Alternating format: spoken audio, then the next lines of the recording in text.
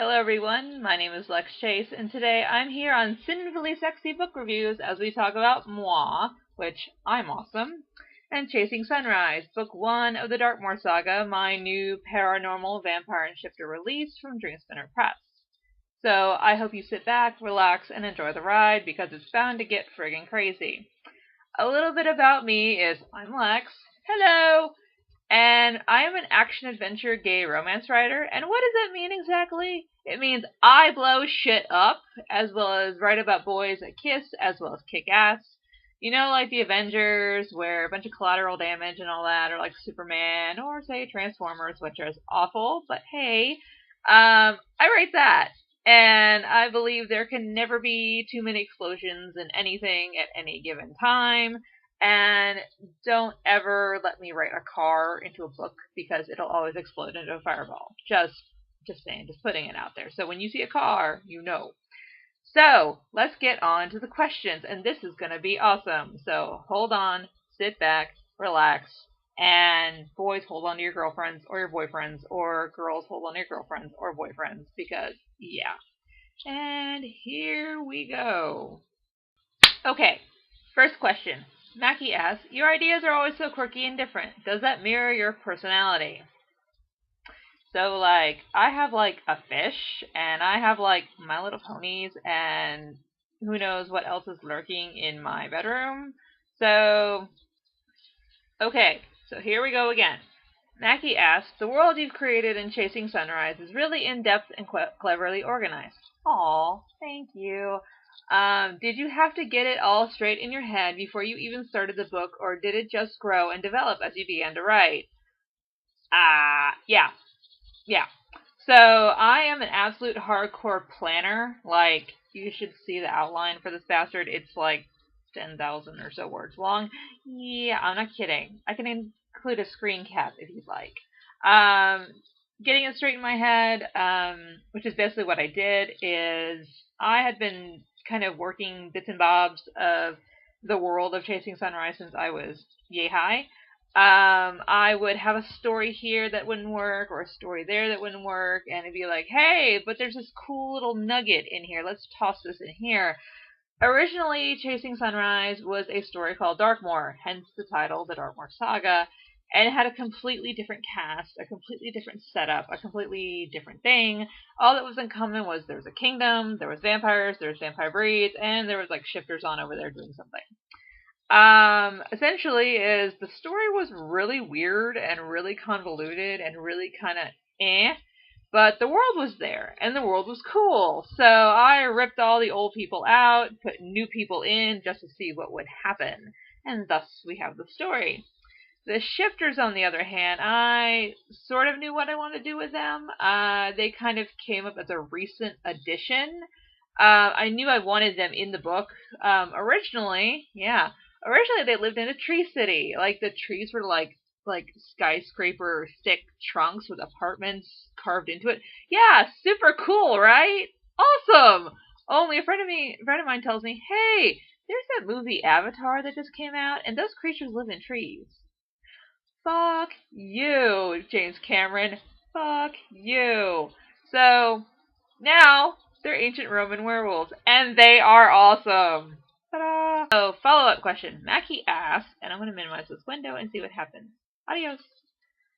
The vampires in this are definitely not the twinkly kind, but at the same time, neither are they the Nosferatu-style vampires we tend to see portrayed in most modern-day contemporary urban fantasies.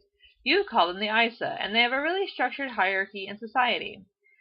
Have you based them on a particular culture, like you have with the Wendigo shifter race, who live similarly to the Romans, or again, are they purely a Lex own creation? And we're back. Hi! So, to give the very, very short answer, yes. To give these similarly, you're going to need to sit back. Long answer, yes. So, there is a website and a very, very old book website as well called Vampires A to Z. And Twilight totally references it, which makes me crazy. So it is a book that is a compendium of various vampire mythos from around the world. What they feed on, what they do, their various weaknesses and such like that. Such as there is a African race that they feed on the milk of nursing mothers. Isn't that cool? Right? So essentially is I took those various myths and such and kind of took them all together and to see what would happen. The actual hierarchy style isn't really anything kind of out of the box, I guess you could say. I kind of took the typical, ruling class, low class, middle class, such like that, things we have in America, things we have all over the country. I kind of almost instead took it back to more of the 18th century, 17th century style, like in the Russian vampires, the Valkyria, which we never see, but they're awesome, is they still have the czars and such like that kind of thing. Here we go. I got to ask you about the slightly different feeding habits of these vamps, because let's just say these guys aren't the normal bloodsuckers that we're used to reading about. Yeah, isn't it great? So, these vampires in particular, has kind of been in my head forever because there's a role-playing game by White Wolf called Vampire the Masquerade. Oh my god. I used to play this as a kid and it made me fucking insane because it was a lot of, we're so dark and misunderstood. It's like, fuck that. So, I am sick and tired of vampires being all, oh, I want my humanity back, oh, la la la. No, you're an apex predator at the top of the fucking food chain. You are not going to whine about wanting to be human again.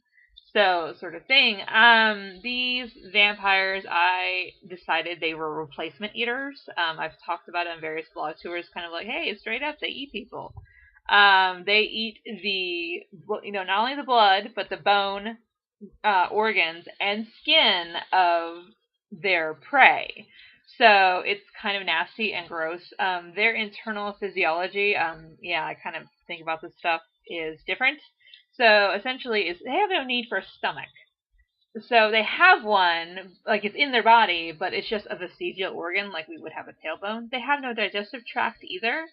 So essentially is the reason why they're replacement eaters is those parts of their body are constantly breaking down and dissolving and, like bones, like they could walk along and their bones would be fracturing as they walk. So they have to get more calcium to replenish that and to make them stable. Like as if you cut them open and did an autopsy on them, their bones would be completely bubbled and welted up because of the constant fractures and healing and stuff like that. So it's very kind of fun. And here we go for question number 4. I hope it's question 4. So this is what we got. Mackie asks, Seven is a fascinating character, frustrating at times, LOL, so still captivating, question mark. Can you explain why you decided to make him so feminine? Well, the short version and the extreme abridged version, there's a long story to this. The abridged version is we have so many effeminate gay men in the world that they don't have heroes that look like them or act like them or, just have their same quirks and natures. And so I wanted to make a main character and a hero that was actually quite girly and effeminate and a crossdresser and things of that nature. No matter your spectrum of femininity, I basically wanted a guy that either loves women's dresses or guy liner or, just like seem pretty and the arm candy that, hey, you have a person that looks like you. Same difference with, Barbie, the whole, people of color or people of different ethnicities wanting a Barbie that looked like them or a Disney princess that wanted a princess that looked like them. So that is my answer to that. So I hope you check it out. All right, next. So Mackie asks, here we go, minimizing this window again. Ta-da, bye. So where does this series go from here? How far do you think you can take this universe? And will there be more shocks on the horizon for Jack 7, the Isa, and the Shifters? Okie dokie, ready? You're gonna need these. See? Tissues.